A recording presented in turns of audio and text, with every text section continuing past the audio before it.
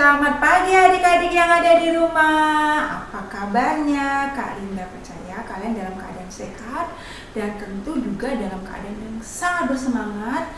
Karena apa? Karena hari ini Kak Linda dan Sanesa akan menemani adik-adik di rumah untuk kembali beribadah bersama-sama. Di pagi hari ini kita akan beribadah tentunya dengan sukacita dan semangat yang baru. Kita akan memulai ibadah kita. Karena apa? Karena kasih Allah tak berkesudahan. Satu lagu kita akan menyanyikan bersama-sama, kasih Allah tak berkesudahan.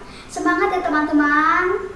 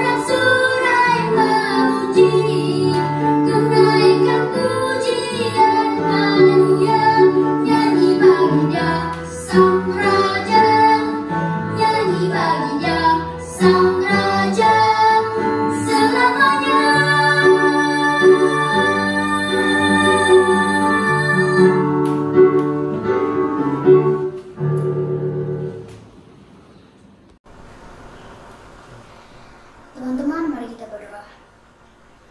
Tuhan Yesus, hari ini kami ingin memulai ibadah kami. Walaupun kami online, tetapi kami bersemangat untuk memulai ibadah kami. Kiranya Tuhan Yesus memberkati kami di ibadah hari ini. Dalam nama Tuhan Yesus kami berdoa dan mengucap syukur. Amin. Yes, masih dengan semangat tentunya, dengan sukacita. Adik-adik, Kak Linda mengajak adik-adik untuk kembali menaikkan pujian. Adik-adik bisa sambil berdiri ya dan mengikuti gerakan Kak Linda dengan Sanesa, Sungai Sukacita.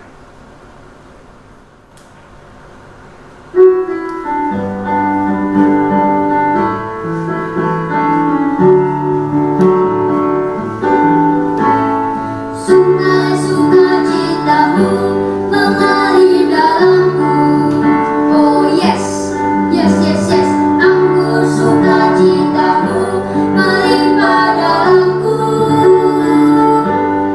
Ku menari dan bersuka, pujimu di setiap waktu.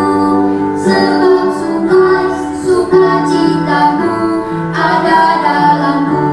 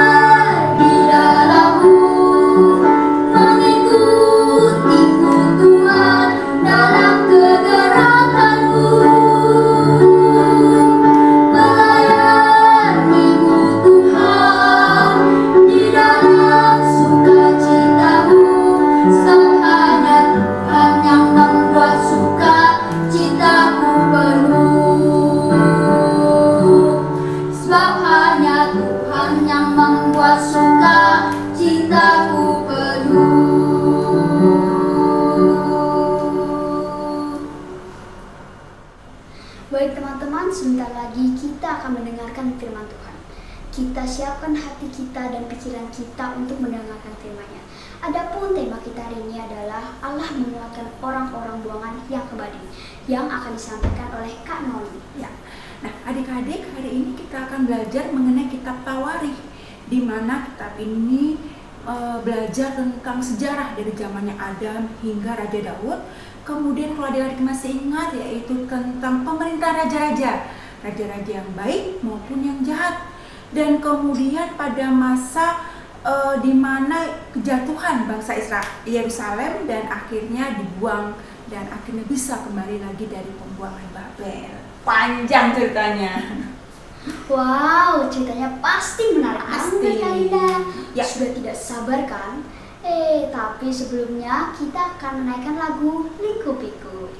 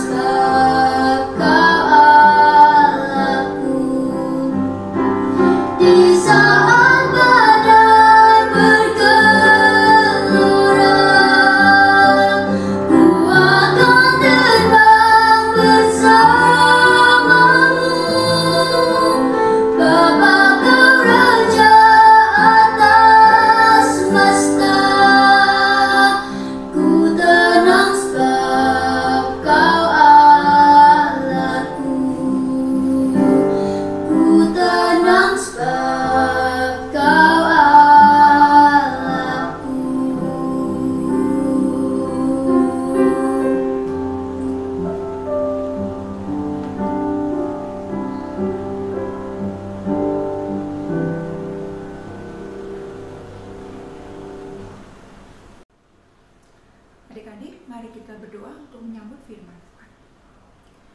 Tuhan, terima kasih untuk pagi hari ini. Tuhan sudah membangunkan kami dalam keadaan tubuh yang sehat. Saat ini kami bersedia hati Tuhan untuk mendengarkan sabda firman-Mu. Biarlah Tuhan sendiri yang bercerita untuk kami, berfirman untuk kami, sehingga kami boleh mengerti akan firman yang nanti akan disampaikan. Terima kasih Bapa, kami menyerahkan keberadaan pemberitaan firman ini dalam tangan kasih Tuhan. Amin. Hai adik-adik, apa kabar? Kakak berharap adik-adik tetap sehat ya. Dan jangan lupa, adik-adik harus selalu patuh kepada protokol kesehatan. Kalau keluar, jangan lupa pakai masker, sering-sering cuci tangan, dan hindari kerumunan. Nah, tadi adik-adik sudah memuji Tuhan bersama dengan Kak Linda. Sekarang kita akan mendengarkan firman Tuhan. Adik-adik masih ingat cerita minggu lalu dan beberapa minggu yang lalu mengenai Raja Salomo? Adik-adik masih ingat ya? Nah, ketika Raja Salomo meninggal, maka kerajaan Israel terpecah menjadi dua, yaitu kerajaan Israel Utara atau dikenal dengan kerajaan Samaria dan kerajaan Israel Selatan atau yang dikenal dengan kerajaan Yehuda. Kerajaan Israel Utara memiliki 20 raja yang silih berganti. Nah, dari ke-20 raja itu tidak ada satupun raja yang berkenan di hadapan Tuhan. Mereka semua mendukakan hati Tuhan. Mereka tidak taat kepada hukum Taurat. Mereka menyembah berhala. Itulah yang mendukakan hati Tuhan. Di kerajaan Israel Selatan juga hampir sama adik-adik. Dari 20 rajanya, hanya ada 8 raja yang taat kepada Tuhan. Ya, mau menjalankan hukum Taurat, takut akan Tuhan.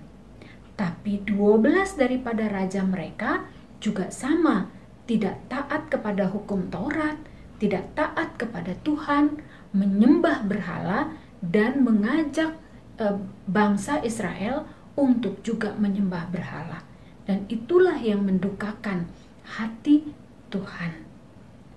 Ketika zaman pemerintahan Raja Yoyakim, maka Raja Nebukadnezar dari Persia menaklukkan kerajaan Yehuda, ya, menaklukkan kerajaan dari Raja Yoyakim, dan konsekuensinya itu mereka semua bangsa Israel dibuang ke pembuangan atau dibawa ke Babel atau Babelonia. Nah, saat ini adik-adik kita akan mau belajar dari Alkitab ini, Alkitab kita, tentang satu kitab yang bernama Kitab Tawari. Kalau kemarin adik-adik sudah belajar dari Samuel, lalu Raja-Raja, sekarang adik-adik akan belajar Kitab Tawari yang terdiri dari 2 kitab, Tawari, 1 Tawari dan 2 Tawari. Tema kita pada minggu ini adalah Allah menguatkan orang-orang yang kembali dari pembuangan. Ayat bacaan kita akan diambil dari 2 Tawari pasal 36, ayatnya yang ke-22 dan ayatnya yang ke-23. Salah seorang teman kita akan membacakannya bagi kita. Silakan. Firman Tuhan pada pagi hari ini diambil dari 2 Tawari 36 ayat 22 sampai 23. Pada tahun pertama zaman Kores, raja negeri Persia, Tuhan menggerakkan hati Kores, raja Persia itu untuk menggenapkan firman yang diucapkan oleh Yeremia, sehingga disiarkan di seluruh kerajaan Kores secara lisan dan tulisan pengumuman ini. Beginilah perintah Kores, raja Persia, segala kerajaan di bumi telah dikaruniakan kepadaku oleh Tuhan, Allah semesta langit. Ia menugaskan aku untuk mendirikan rumah baginya di Yerusalem, yang terletak di Yehuda. Siapa di antara kamu termasuk umatnya, Tuhan Allahnya menyertainya, dan biarlah ia berangkat pulang. Nah, adik-adik sudah membaca tadi bacaan Alkitab kita dari 2 Tawari pasal 36 ayat 22 sampai dengan ayat ke-23 ya. Nah, pasal 36 pasal 36 ayat 22 sampai dengan 23 ini merupakan ayat penutup daripada kitab Tawari, ya. Sekaligus juga merupakan dekrit daripada Raja Persia pada waktu itu adalah Raja Kores untuk memulangkan seluruh tawanan kembali ke kampung halaman mereka. Dia mengatakan bahwa silakan kalau yang mereka untuk pulang ke kampung halamannya. Tapi kalau mereka tidak mau pulang juga nggak apa-apa. Tapi dia menganjurkan untuk mereka yang mau pulang, mau menyembah kepada Allah, pulanglah ke kampung halamannya. Nah, itu adalah penutup daripada kitab Tawari. Coba kita mundur ke belakang. Kita lihat dari pasal 1. Apa aja yang ada di pasal 1? Sebelum adik-adik membaca kitab Tawari, pasti adik-adik akan menemukan dulu Samuel, kitab Samuel, dan kitab Raja-Raja. Nah, ketika adik-adik membaca kitab Tawari, maka adik-adik akan menemukan hal-hal yang sama yang dituliskan di Samuel dan kitab Samuel dan kitab Raja-Raja sama dengan apa yang ditulis di kitab Tawari. Kok kenapa, Kak? Kenapa harus diulang? Kitab Tawari ini adik-adik ditulis ketika bangsa Israel kembali dari pembuangan mereka di Babel. 400 tahun sebelum Masehi, kitab Tawari ini ditulis. Gunanya apa? Kenapa mesti ditulis? Kan udah ada, halnya sama persis dengan yang ada di Samuel dan Raja-Raja. Ya, karena kitab Tawari ini sebagai kitab yang untuk mengulang kembali, mengingatkan kembali bangsa Israel akibat perbuatan mereka, akibat dosa mereka, ya, hingga mereka jatuh dan mereka dibuang ke Babel. Supaya semua keturunan-keturunan mereka yang di bawah mereka memahami bahwa Tuhan senantiasa menyertai bangsa Israel. Walaupun mereka sudah berbuat dosa, mereka sudah melakukan segala macam kesalahan mereka, tetapi Tuhan tetap ada menyertai mereka. Itulah maka kitab Tawari ini ditulis untuk mengingatkan kembali bangsa Israel. Adik-adik, kita akan mencoba mendalami tentang kitab Tawari ini. Kita berawal dari 1 Tawari ya. 1 Tawari terdiri dari 29 pasal. Pasal 1 sampai dengan pasal 9 berisikan tentang silsilah.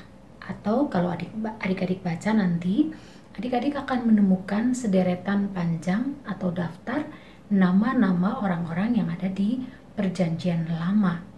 Ya, kalau adik-adik masih tahu tokoh-tokoh di Perjanjian Lama, Adam bermula dari Adam, lalu adik-adik masih ingat Nuh, ya, lalu ada Abraham, betul. Setelah itu ada anaknya Ishak, dan Ishak ada Yakub. Nah, dari Yakub inilah akan muncul 12 anak, yaitu merupakan cikal bakal dari 12 suku Israel.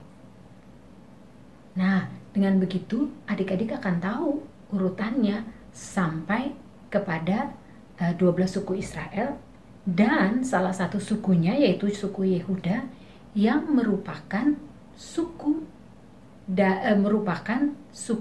yang daripadanya lah Raja Daud akan hadir.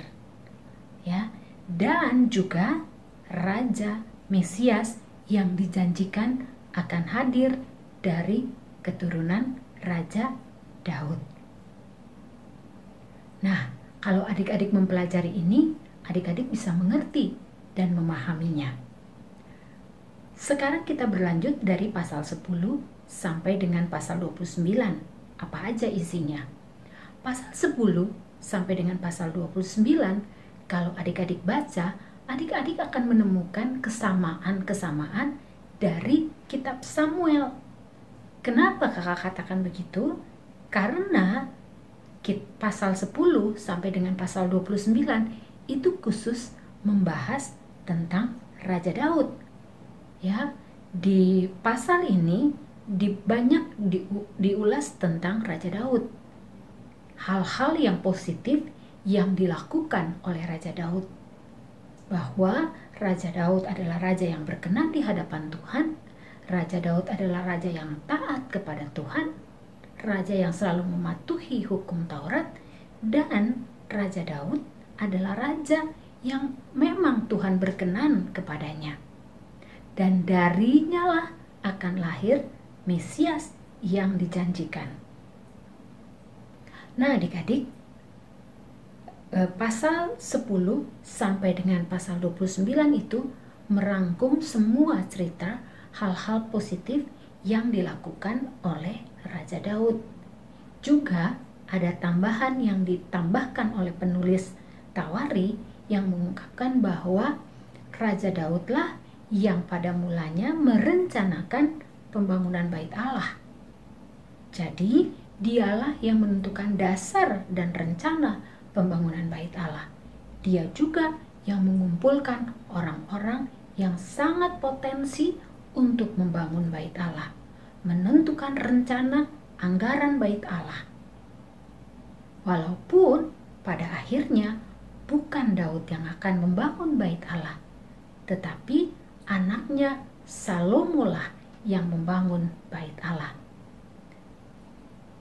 Tapi sebelumnya Daud sudah menentukan hal-hal perencanaan-perencanaan tentang pembangunan Bait Allah.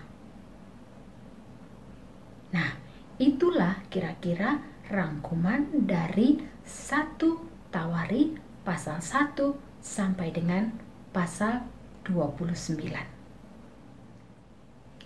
Kita sudah melihat tadi dan mempelajari tentang 1 Tawari.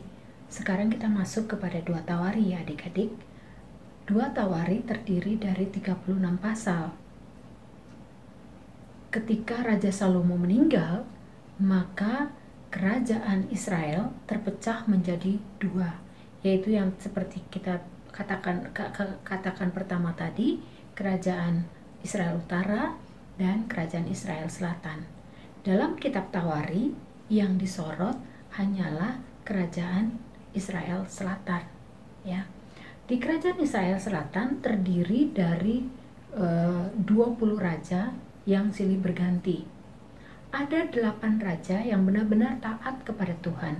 Mereka mengikuti hukum Taurat, mereka takut akan Tuhan, mereka hidup dalam kehendak Tuhan. Oleh sebab itu, maka Tuhan berkenan kepada mereka. Tuhan memberkati mereka, memberikan kesuksesan bagi mereka, dan memberi kebahagiaan bagi seluruh rakyat Israel. Tetapi ada juga 12 raja yang benar-benar hidup tidak berkenan kepada Tuhan. Mereka melakukan apa yang tidak baik di mata Tuhan. Mereka tidak mentaati hukum Taurat. Mereka menyembah berhala, ya, dan mengajak semua bangsa Israel untuk menyembah berhala, dan itu yang mendukakan hati Tuhan. Menyembah berhala, membakar korban syukuran di bukit-bukit pengorbanan, ya, dan yang paling sadis adalah mengorbankan anaknya sendiri untuk sebagai korban. Itulah yang Tuhan benar-benar tidak berkenan kepada 12 raja tersebut. Hingga akhirnya puncaknya adalah Tuhan menghukum mereka dengan cara membuang mereka ke Babel. Ketika Raja Nebukadnezar menaklukkan Raja Yehuda Yoyakim, maka seluruh bangsa Israel di kerajaan Yehuda dibuang ke pembuangan di Babel tadi, ya. Nah, setelah mereka hidup di pembuangan selama 70 tahun, maka Allah menggerakkan hati Raja Persia, yaitu Raja Kores, untuk kembalikan rakyat Israel untuk balik ke kampung halamannya. Makanya dia mengeluarkan dekret tadi yang kita baca, ya, ayat penutup daripada kitab Tawari, yaitu 2 Tawari pasal 36 ayat 22 sampai 23. Di situ dikatakan bahwa ayo, siapa yang mau pulang ke Israel boleh pulang, yang mau tinggal juga nggak apa-apa, dikasih kesempatan untuk tinggal. Tetapi mereka-mereka yang mau pulang, mau berbakti kepada Tuhannya, mau membangun kembali bait Allah, silakan kembali dan pulang ke kampung halaman mereka. Adik-adik, kitab Tawari ini ditulis untuk melengkapi sejarah panjang perjalanan umat Israel. Juga kitab Tawari ini untuk kembali mengingatkan mereka bahwa Allah tetap senantiasa menyertai mereka untuk melewati masa-masa sulit dalam kehidupan mereka. Nah, bukan hanya bangsa Israel adik-adik, tetapi kita juga saat ini diingatkan bahwa Allah senantiasa ada dalam kehidupan kita ketika kita merasa situasi kita sedang susah, kita sedang sakit, kita dalam situasi pandemi seperti ini. Tetapi ingatlah bahwa Allah senantiasa menyertai kita. Seperti halnya Dia menyertai bangsa Israel, juga saat ini Allah yang sama tetap menyertai kehidupan kita. Kalau adik-adik mau minta pengampunan daripada Tuhan dan mau hidup seturut dengan kehendak Tuhan. Amin. Yuk, mari kita satukan hati, kita mau berdoa. Terima kasih Tuhan Yesus untuk firman-Mu yang sudah boleh kami dengarkan. Biarlah firman-Mu boleh menjadi kekuatan bagi kami untuk kami melewati kehidupan kami, melewati masa-masa yang sulit sekalipun dalam hidup kami. Karena kami percaya Allah ada menyertai kami dan Allah tetap setia pada janjinya kepada kami. Terima kasih Tuhan Yesus, hanya di dalam nama Tuhan Yesus Kristus kami berdoa dan mengucap syukur. Amin. Ya, sungguh indah firman Tuhan yang sudah disampaikan Kak Nun tadi ya sama saya, bahwa orang-orang di dalam pembuangan tadi betapa Tuhan tetap setia untuk menjaga dan menolongnya. Tuhan tetap setia pada janji kovenannya. Teman-teman, kita akan menaikkan doa-doa syafaat kita. Doa syafaat kita akan dipimpin oleh teman-teman kita. Mari kita berdoa. Mari kita bersatu dalam doa. Tuhan Yesus yang baik, terima kasih Tuhan karena hari ini kami dapat menjalani ibadah meskipun secara online.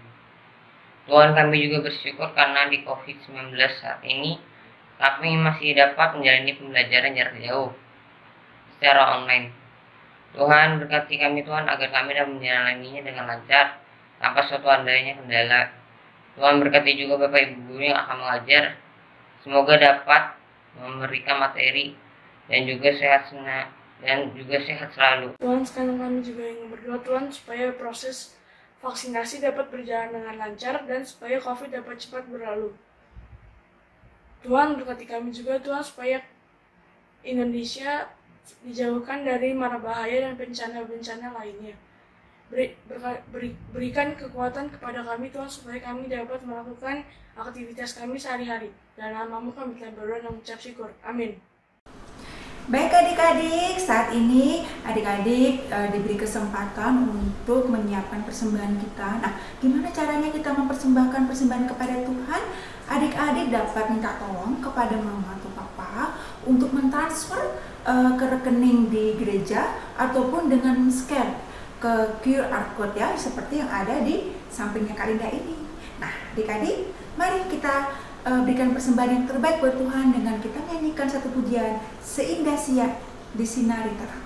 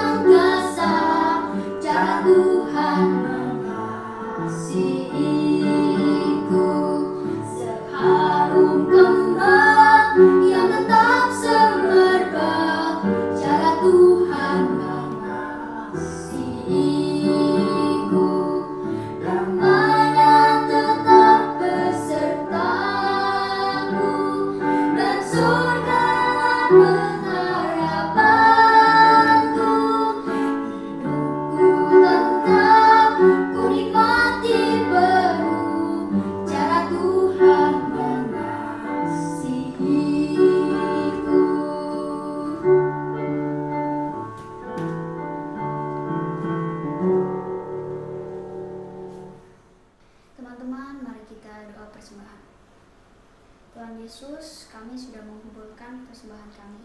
Kiranya persembahan kami Tuhan Yesus bisa berkati supaya bisa berguna untuk pelayanan-pelayanan kami. Dalam nama Tuhan Yesus kami berdoa dan mengucap syukur. Amin. Adik-adik, kebaktian kita akan segera berakhir. Dan Kak Linda berpesan kepada adik-adik semua yang ada di rumah dan tentu dengan Sanesa untuk tetap semangat walaupun masih di rumah, sekolahnya juga dari rumah, berkegiatan dari rumah, tapi Kak Linda percaya kalian tetap memiliki semangat yang luar biasa. Dan apabila adik-adik hendak bepergian, tetap menjaga protokol kesehatannya ya. Mari adik-adik kita menyanyikan lagu untuk akhiri ibadah kita pada hari ini. Ingat akan nama Yesus.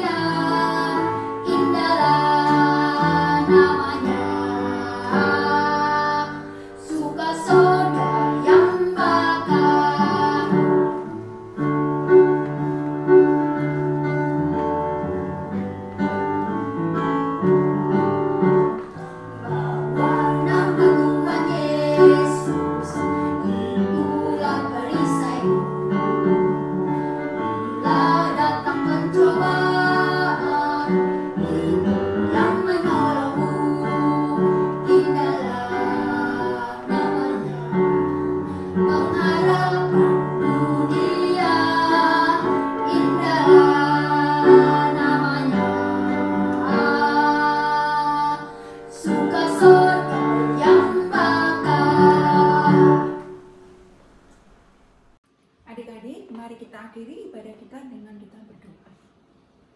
Tuhan Yesus, terima kasih ibadah kami sudah selesai. Biarlah Tuhan, kiranya setelah ibadah kami ini kami dapat melanjutkan aktivitas kami. Kiranya Tuhan senantiasa memberkati kami. Dan kami juga akan menaikkan doa kami seperti yang sudah Tuhan ajarkan doa Bapa kami. Bapa kami yang ada di surga, dikuduskanlah namamu, datanglah kerajaanmu, jadilah kehendak-mu di bumi seperti di surga. Berikanlah kami pada hari ini makanan kami yang secukupnya, dan ampunilah kami akan kesalahan kami, seperti kami juga mengampuni orang yang bersalah kepada kami. Dan janganlah membawa kami ke dalam pencobaan, tetapi lepaskanlah kami daripada yang jahat, karena Engkau yang punya kerajaan, kuasa, dan kemuliaan sampai selama-lamanya.